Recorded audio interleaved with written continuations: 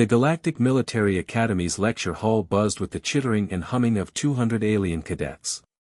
Professor Vexthar, a mantis-like Krelin with compound eyes that gleamed like polished emeralds, manipulated the holographic display with his serrated limbs. "The siege of Outpost Thermopylae," he announced, his translator rendering his clicks into smooth galactic standard.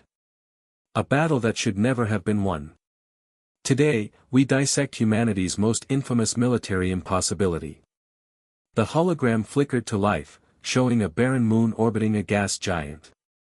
A single defensive structure, barely worthy of the name outpost, sat wedged in a narrow canyon between two cliff faces.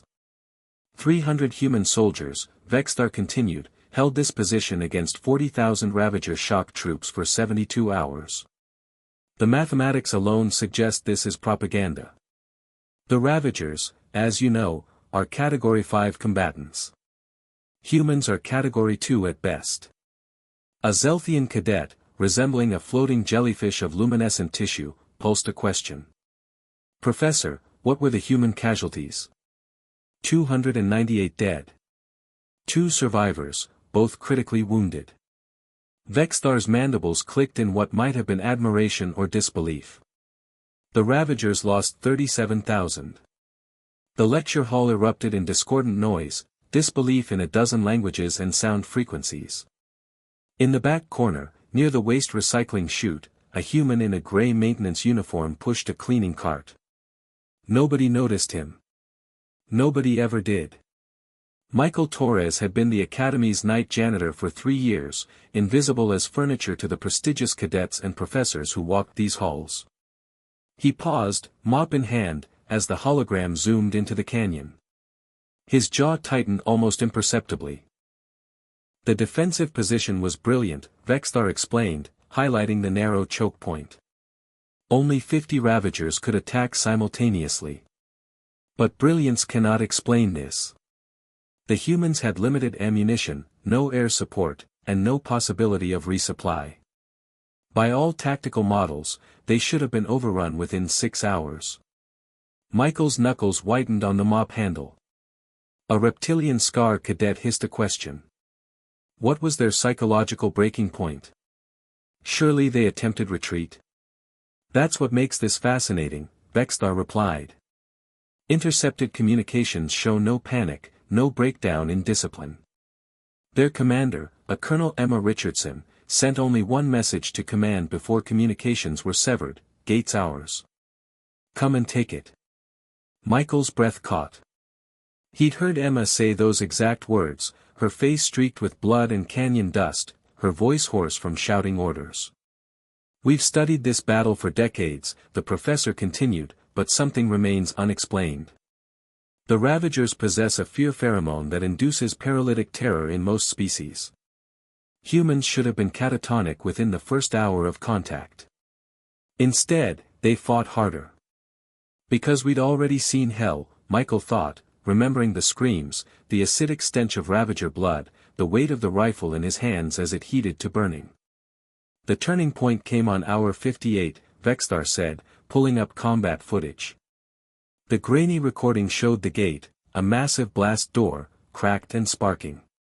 Behind it, shadowy human figures moved like ghosts through smoke and fire. The Ravagers breached the outer gate. The defensive position should have collapsed. Instead, a single human soldier held the interior choke point for 23 minutes alone while his comrades reinforced the secondary position. The footage showed a figure, impossible to identify through the chaos, firing with mechanical precision, grenades arcing through the air, a combat knife flashing in close quarters when ammunition ran dry.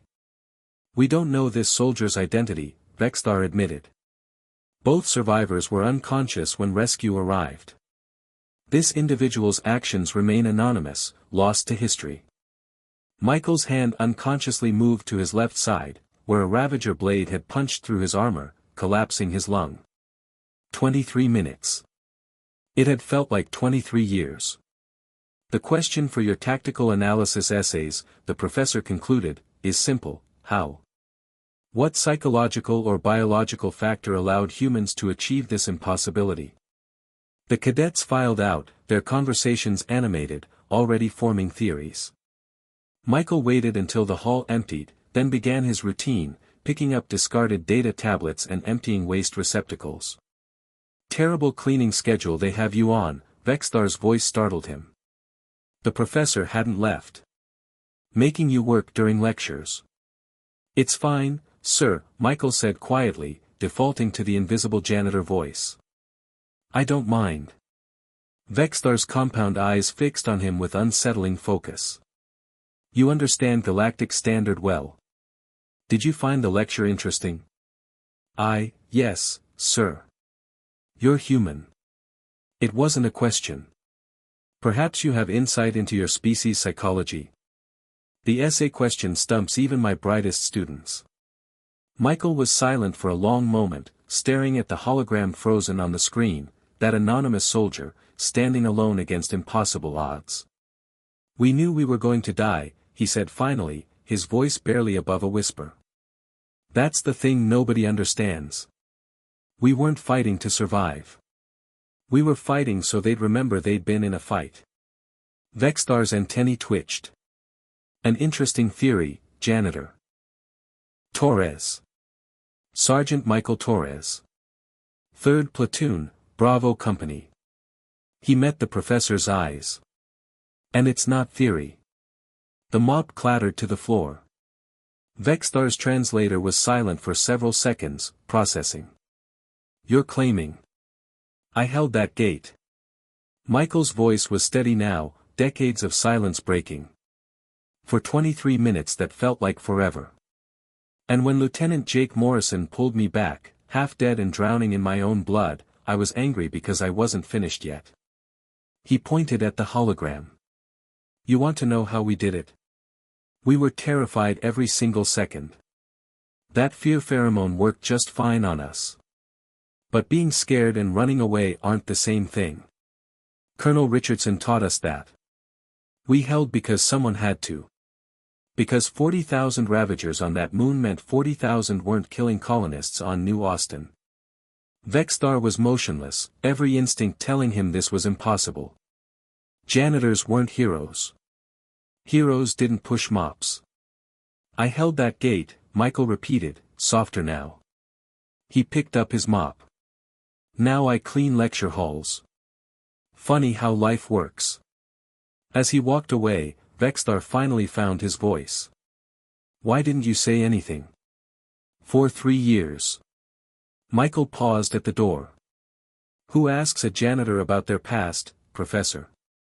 The next morning, Vexthar's lecture began differently. Beside him stood a human in a gray uniform, and the professor's first words rewrote history. "Class, I'd like you to meet the soldier who held the gate."